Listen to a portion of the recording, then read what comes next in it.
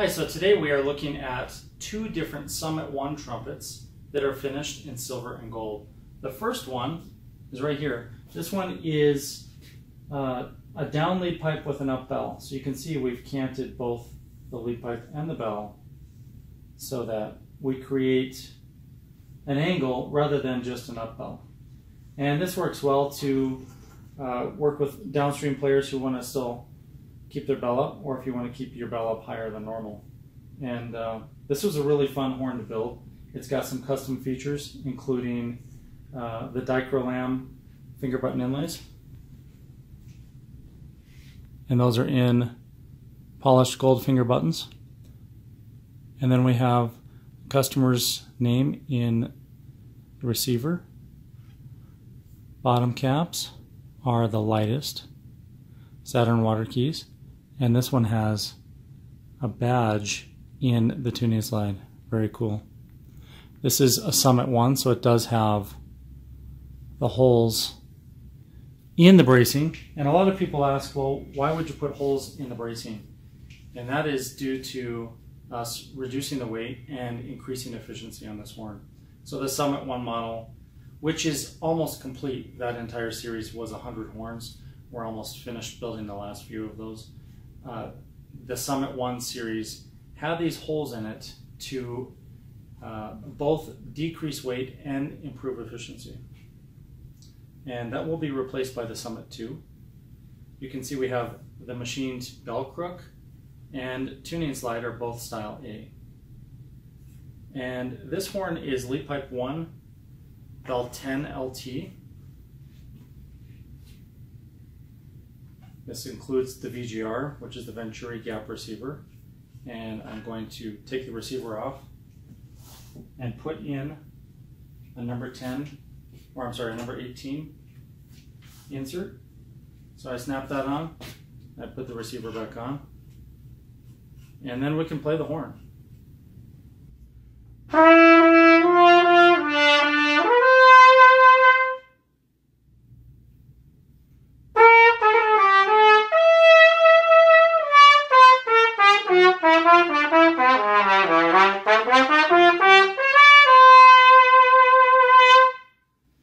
Yeah, it sings. It's a really beautiful horn. This is the first of two Summit 1s we're looking at today. So I am going to put this up on the wall and take the other one down.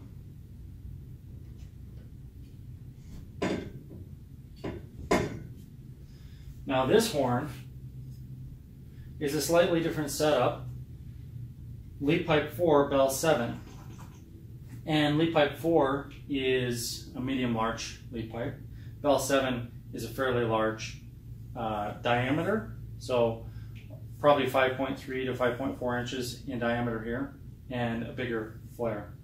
So this one also has the VGR system. I'm going to take the receiver off, and I'm going to put a number 18 insert in there as well. The reason I'm putting a number 18 in these horns is because that is the size I use to test the horns. So I test all of the horns with two different inserts.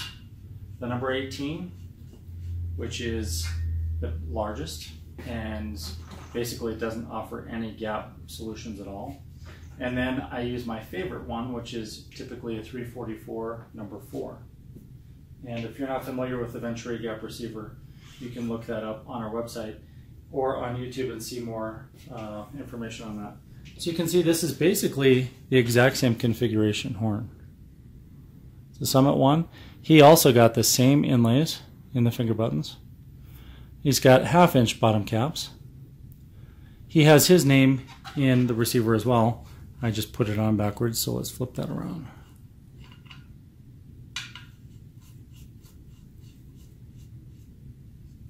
So there you can see his name is in the receiver.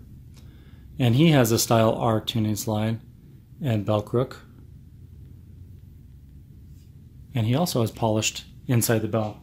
It's interesting because these two gentlemen do not know each other, but they chose this almost the same finish. All right, let's try this one.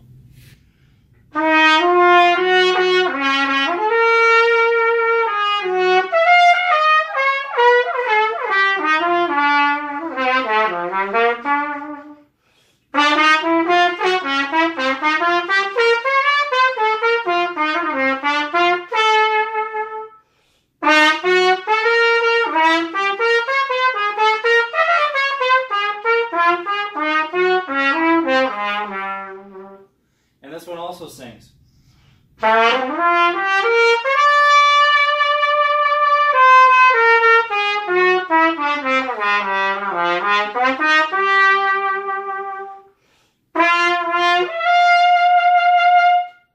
So, not having any gap solution in the receiver, all I have is a number 18, which doesn't really change the gap.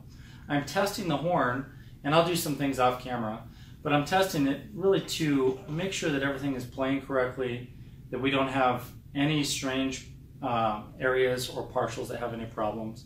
And it's very, very rare we would have that issue. So the play test at this point, typically not much happens. It's just showing that it's going to work. But when I put the other insert in, which I'm going to do right now, then I really can start testing this horn and feeling the characteristics of that particular lead pipe and bell. So get that insert out, and I'm going to put in my favorite. We're going to do a 344, number 4. 344 is 344 thousandths of an inch. And number 4 is the gap setting. So that means it has 40 thousandths of an inch gap between the end of the mouthpiece shank and the beginning of the lead pipe. And that allows me to have the best flexibility and slotting balance for me personally. But for each player, you can set up a Harrelson trumpet with this system so that it feels perfect for you. And we have every variation that would change the way the horn feels in terms of flexibility and slotting, airflow, and resonance. And I'm going to start doing some videos in my home studio that really dive into how and why that works. So you want to check those out, because we have had this system out for about 5 years.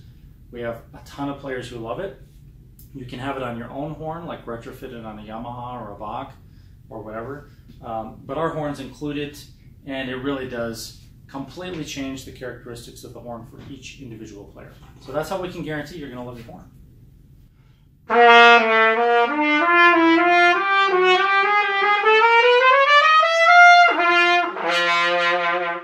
Now it feels more like home.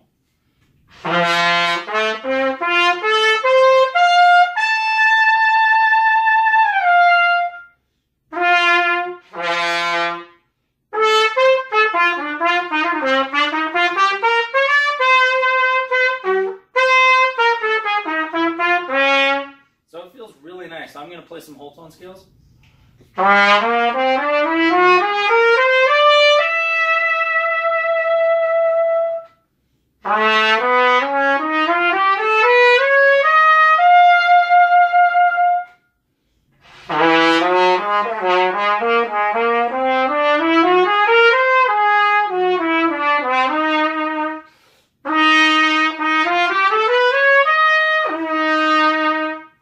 That feels very even.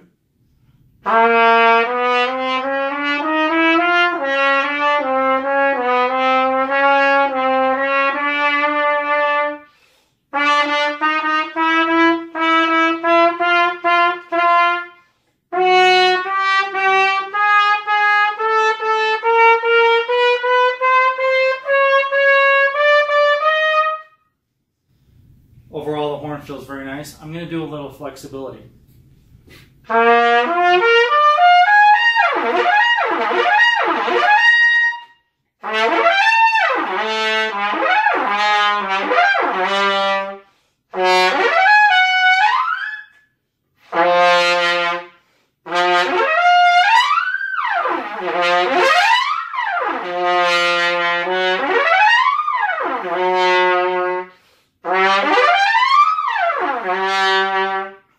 Flexibility is there.